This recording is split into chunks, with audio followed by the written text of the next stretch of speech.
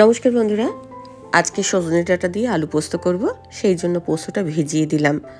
আর কয়েকদিন ধরেই সন্ধ্যের পর থেকে বৃষ্টি হচ্ছে, আকাশটা মেঘ মেঘ করে রয়েছে। সকালবেলা উঠে চা খাওয়া হয়ে গেছে, ব্রেকফাস্ট করাও হয়ে গেছে।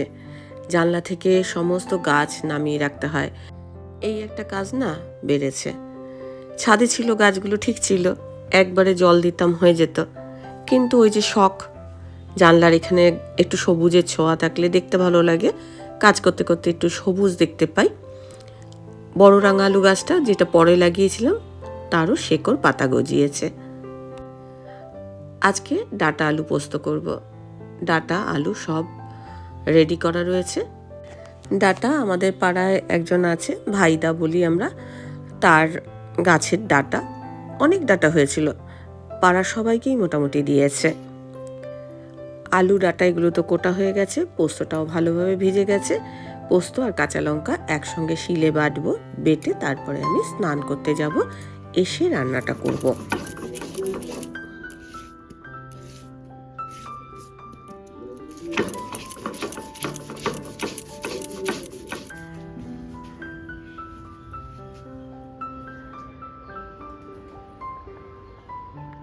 আকাশটা না একটু মেঘলা মেঘলা হয়ে আছে, প্রত্যেক দিনই আর কি। রাত্রেবেলা করে মাঝরাত থেকে বৃষ্টি হচ্ছে, না হয় সন্ধ্যে রাত থেকে বৃষ্টি হচ্ছে। আগে যেমনি কালবৈশাখী ঝড়টা বিকেলবেলা করে হতো, এখন আর বিকেলবেলা করে কালবৈশাখী ঝড় হচ্ছে না, বেশিরভাগই দেখা যাচ্ছে রাত্রেবেলা হচ্ছে। কালকেও রাত্রেবেলা যেমনি আমরা যখন শুলাম ওই 11টা থেকে বেশ বৃষ্টি হয়েছে। গাছপালায় তো জল দিতে হচ্ছে না, মোটামুটি ভেজা ভেজা থাকছে টবগুলো, যার জন্য জল দিতে হয়নি। একটা ঘুঘু বসেছিল, ঘুঘুগুলো এখন ওই যে আমি যে খাবার দিচ্ছি না নিচে ওই পাত্রটা, ঘুঘু এসে খাবারটা খাচ্ছে।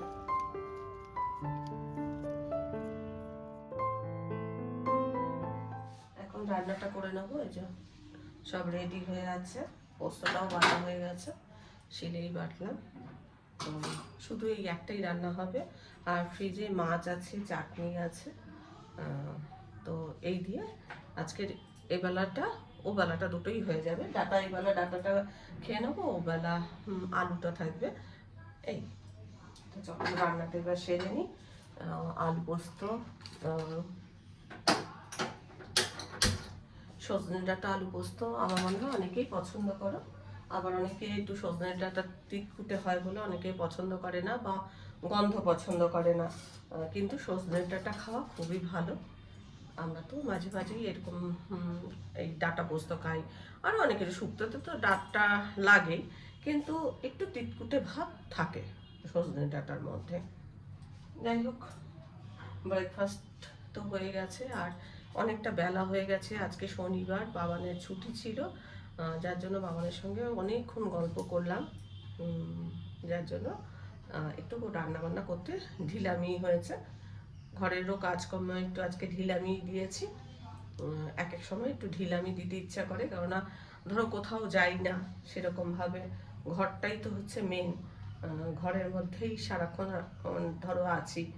মাঝে মাঝে হয়তো বন্ধু বান্ধবদের সাথে এদিক ওদিক একটু দেখা করি, আড্ডা টাড্ডা দেওয়া হয়, কিন্তু ঘরটাই হচ্ছে ধরো মেন। সেই জন্য ওই এক এক সময় একটু ঢিলামি দিতে ইচ্ছা করে, মনে হয় একটু রিল্যাক্সে কাটাই সারা দিন। এক এক সময় আমার কর্তাকে বলছি, মানে একটুখানি ঘুরতে যেতে ইচ্ছা করছে, চলো কোথাও ঘুরতে যাই বা কিছু এরকম মনে হচ্ছে। আবার এই ঘর সংসার, এই নটু, এই সব কিছু ভেবে চিনতে আবার বেরোনো হয় না। যাই হোক, চলো এবার রান্নাটা সেরে নিই। রান্না করতে তো বেশিক্ষণ লাগবে না, কেননা সব কিছু জোগাড় যন্ত্র করা রয়েছে। ফ্রিজের থেকে মাছটা এখনো বের করিনি, মাছটা বের করবো। 2 পিসই আছে, কালকে শোল মাছ করেছিলাম, সেই শোল মাছটা আজকে রয়েছে। মাংসের মতো করে করেছিলাম, খেতে খুব ভালো হয়েছে। আমার শাশুড়ি মার হাতে পোস্তটা খুব ভালো হতো, ভালো করতেন। তো মাই যেরকমভাবে বলতো, যে মা বলতো পোস্ত একদম মিহি করে বাটতে না, মিহি করে বাটলে পোস্তর সেরকম স্বাদ হয় না, একটু দানা দানা থাকবে, সেরকমভাবে পোস্তটা করতে বলতো। তো আমিও ওই মাঠ থেকেই শিখেছি, কারণ আমার বাপের বাড়িতে পোস্ত খুব একটা বেশি খেত না, আমার বাবা খুব একটা পোস্ত পছন্দ করতো না। আমার বাপের বাড়ি তো কুমিল্লার লোক, তো খুব একটা ভালোবাসতো না, আমার বাবা একদমই ভালোবাসতো না, বলতো তোরা কি পোস্ত কাশতে, পছন্দ করতো না খুব একটা। এক একজন এক একটা জিনিস তো পছন্দ করে না, ওর মা বাবা খুব একটা পছন্দ করতো না, যার জন্য আমাদের বাপের বাড়িতে খুব একটা পোস্ত খাওয়ার চল ছিল না।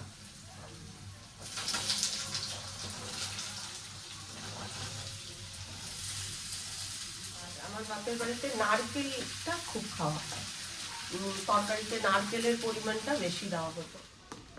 এসব অল্প অল্প রয়েছে।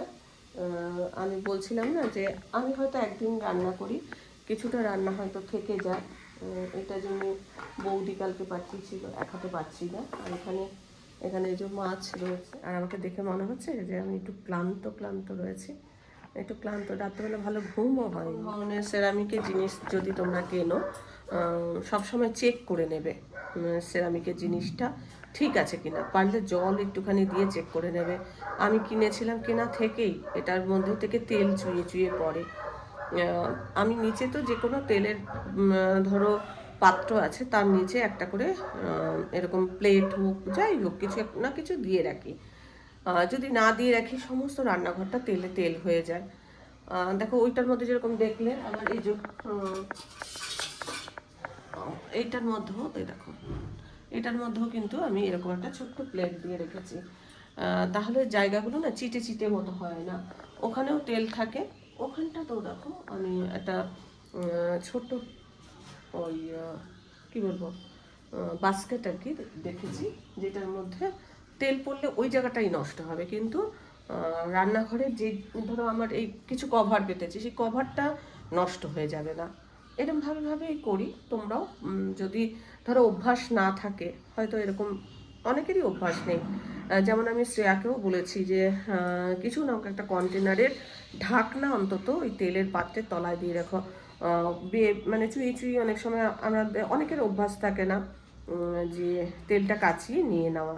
এবার যদি তার অভ্যাস থাকে তো খুব ভালো, কম চুইয়ে চুইয়ে পড়বে। যদি অভ্যাস না থাকে তাহলে ওটা গা বেয়ে বেয়ে পড়ে সমস্ত জায়গাটা তেলা তেলা হয়ে যাবে এবং রান্নাঘর চিটে চিটে মতো হবে।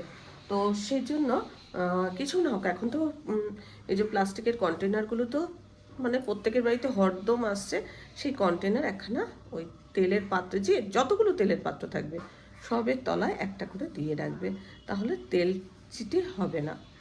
মানে তুমি যখন পরিষ্কার করবে তোমাকে কম খাটতে হবে, পরিষ্কার সকলকেই করতে হয় রান্নাঘরে, যেহেতু রান্না হয় চিটে তো একটু একটু হবেই।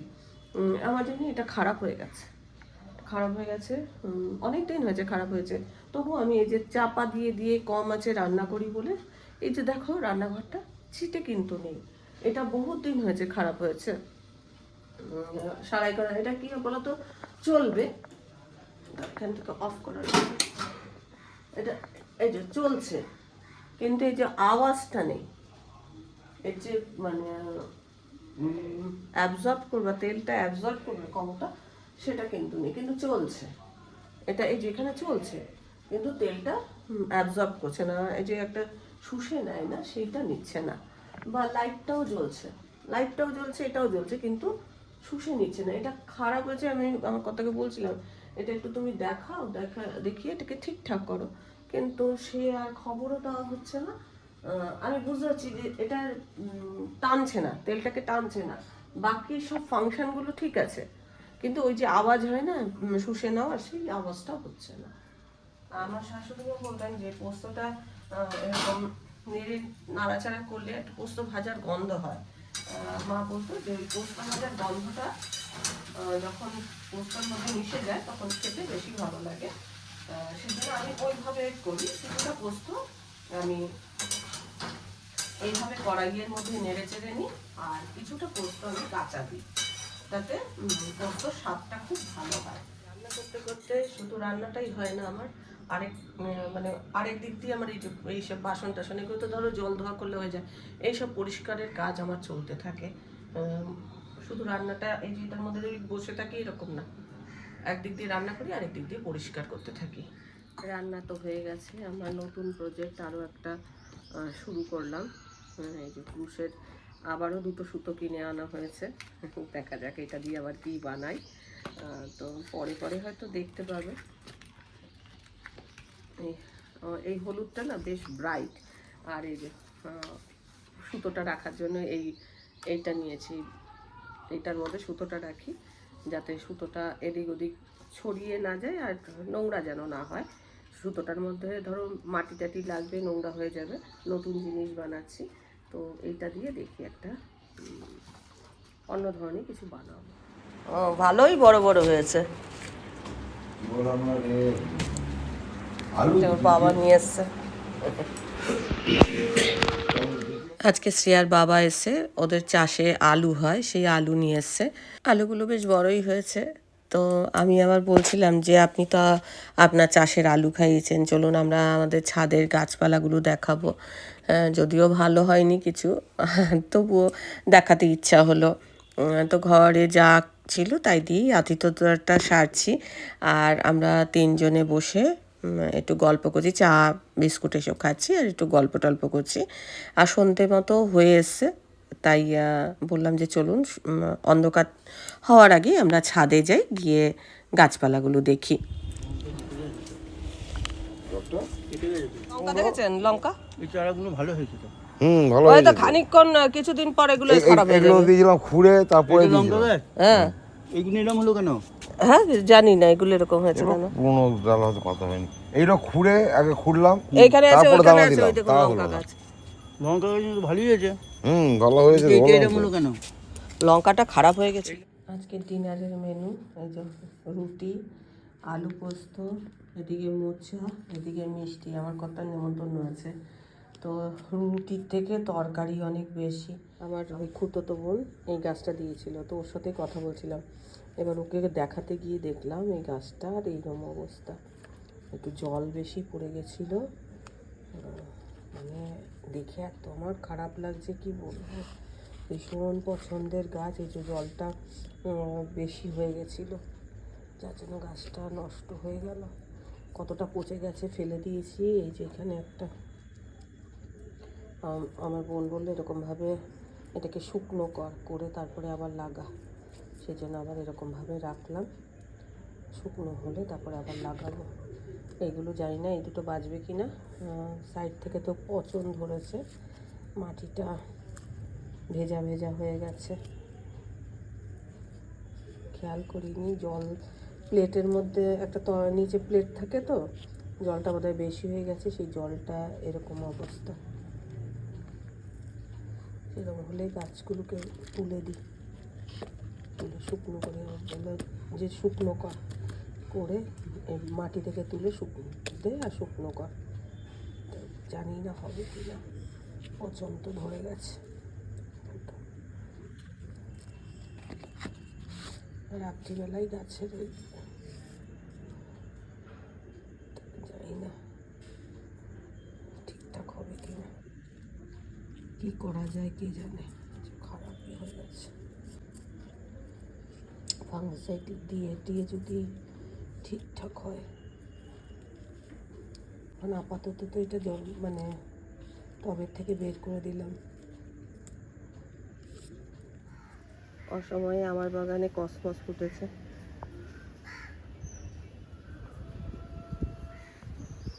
এই যে দুটো থোকা টগর, কি ভালো লাগছে।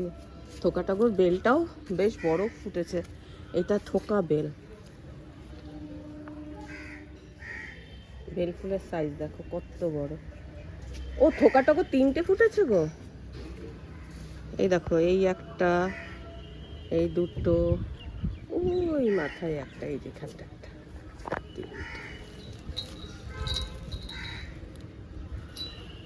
কি ভালো লাগছে। জবা ফুটেছে একটা, অপূর্ব। আরেকটাও আছে ওইদিকে।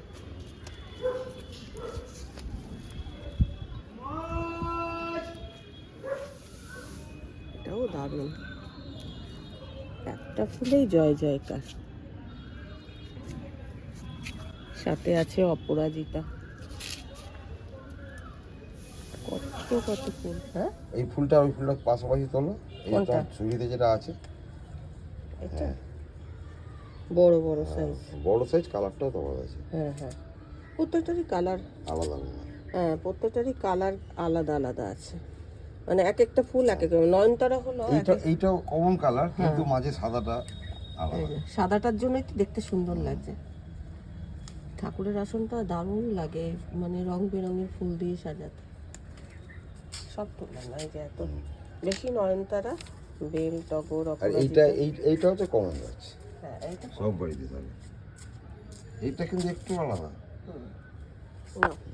এই দেখো অ্যাডিনিয়াম গাছের এই প্রথম ফুল ফুটছে। এই যে এইটা তো থোকা, এই বছর মানে গাছ তো বের করে দিয়েছিলাম, তোমাদের দেখিয়েছি, তারপরে গাছ লাগিয়েছি, কয়েকদিন হয়েছে, তার মধ্যেই ফুল ধরে গেছে। এটা তো থোকা অ্যাডিনিয়াম। আর এইটা হচ্ছে মানে সিঙ্গেল, এটা নিজে থেকে হয়েছে, আমি জানি না, হঠাৎ দেখছি যে টবের মধ্যে হয়েছে। এই যে দানা টানা পড়ে হয়তো হলেও হতে পারে। গাছটার বয়স হচ্ছে 1 বছর, এই প্রথম ফুল দিল। এই হচ্ছে অ্যাডেনিয়ামের এই মানে ছোট গাছ। এবার বড় গাছটা দেখাই। আমার সেই বড় গাছটা, তার মধ্যে 2-3টে ফুল ফুটেছে, একটা আড়ালে চলে গেছে,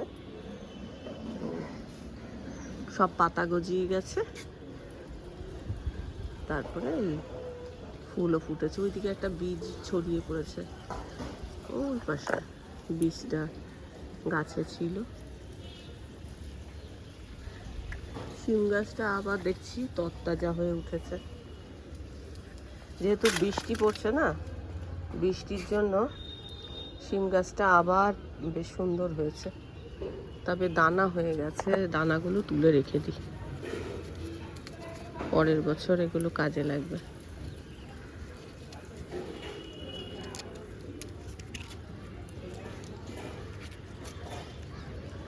অনেকগুলোই দানা করে নিয়েছি, দানাগুলো রোজই ভাবি তুলবো, তোলা আর হচ্ছিল না, অনেকগুলো হয়েছে। আর আছে, এখানে একটা আছে।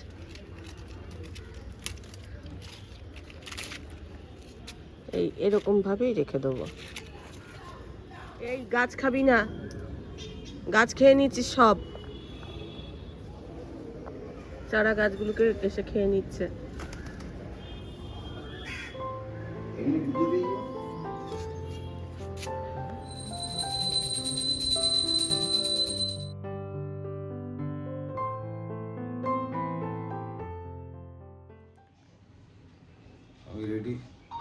আমিও রেডি। আমরা যাচ্ছি হচ্ছে কোথায় বলো জায়গা? আমরা যাচ্ছি হচ্ছে দুর্গাবাড়ি। সেখানে আমরা অনেকে মিলে যাচ্ছি, এই প্রথমবার যাচ্ছি। কীরকম অভিজ্ঞতা সেটা তো পরে তোমাদের শেয়ার করবো। আজকে ওখানে আমরা ভোগ খাবো। আর নটুকে ডগ ফুড খাইয়ে দিয়েছি, নটু রইল ঘড়ির কাঁটায় 1:35 বাজে। রেখে যাই, এই হচ্ছে আমার সাজ। শাড়িটা তোমরা অনেকবার দেখেছো, প্লাস ব্লাউজটাও অনেকবার পরতে দেখেছো। ব্লাউজটা জয় মা। হ্যাঁ, জয় মা। এই হচ্ছে আমার ফুল সাজ। এবার আমরা বেরিয়ে পড়বো।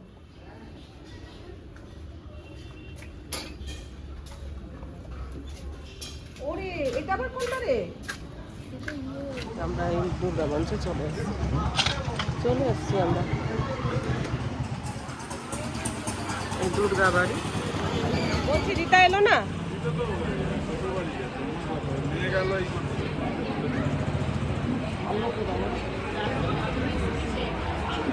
কি লাগছে সব, হেভি লাগছে। এই বান্ধবীরা সব, এই তোমরা আগে চলে এসো, আমরা ওখানে দাঁড়িয়ে যাবো যে আসুনি এখনো।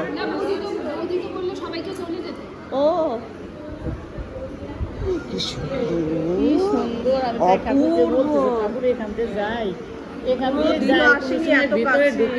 প্রতিদিন বাইরে থেকে দেখি তো বুঝতে পারি, আমি কোনোদিনও দেখি, কি অপূর্ব লাগছে দেখতে। আমাদের বাড়ি থেকে এত কাছে, কিন্তু আমি কোনোদিনও আসিনি। খুব সুন্দর মন্দিরটা, দারুণ মন্দির, দারুণ।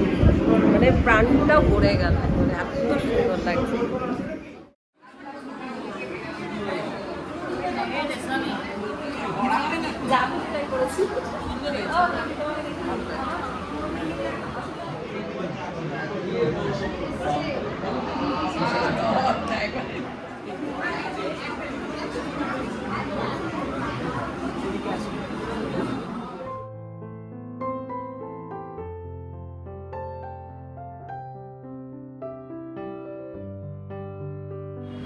ভালো হয়েছে, হ্যাঁ প্রত্যেকটা আইটেম খুব ভালো। যেমন আমরা করেছি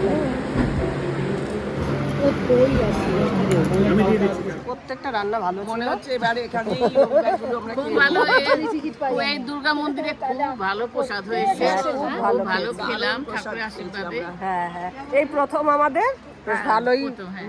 ভালোই লাগছে। হ্যাঁ হ্যাঁ, মাসের শেষ রবিবার এখানে প্রসাদ পাওয়া যায়। তোমরা যারা আসতে চাও এসে আগে টিকিট কাটবে। আমরা পাবো না, না সবাই পাক, সবাই পাক। 3:20 বাজে, তো এই বাড়ি ফিরলাম, এখন চেঞ্জ করে আবার বেড়াতে যাচ্ছি, সেটা পরের ব্লগে দেখবে। আর সত্যি কথা বলতে কি, এত সুন্দর মূর্তি ছিল না ঠাকুরের, মানে বিগ্রহ দেখে মনটা তো ভীষণই শান্তি হয়েছে। আর ভোগ ভোগ কি বলবো, প্রতিটা আইটেম এত ভালো ছিল কি বলবো, ভীষণ ভালো ছিল। তবে টিকিট পাওয়াটা খুব ভাগ্যের ব্যাপার। মাসের শেষ রবিবার এখানে এরকম ভোগ খাওয়ানো হয়, আর 50 টাকা করে কুপন। এবার তোমরা এসে যোগাযোগ করবে, মানে এসে যোগাযোগ করে তবেই কুপনটা নিতে হবে। আজকে ব্লগটা থেকে ভালো লাগলে অবশ্যই একটা লাইক দিও, প্রচুর প্রচুর শেয়ার করো। আমার চ্যানেলটা ভালো লাগলে অবশ্যই সাবস্ক্রাইব করে আমার পাশে থেকো। আজকের পর্বটা আমি এখানে শেষ করছি, দেখা হবে নতুন একটা পর্ব নিয়ে, নতুন কিছু নিয়ে। ততক্ষণের জন্য টাটা। আর নেক্সট ব্লগ দেখো, আমরা আরেক জায়গায় যাচ্ছি, সেটা মানে 4:30-র মধ্যে বেরোবো। তাই মানে আবার মোটামুটি তৈরি আছি, তবে ড্রেসটা একটু চেঞ্জ করবো। একই শাড়ি পরে যাবো, একটু চেঞ্জ করবো।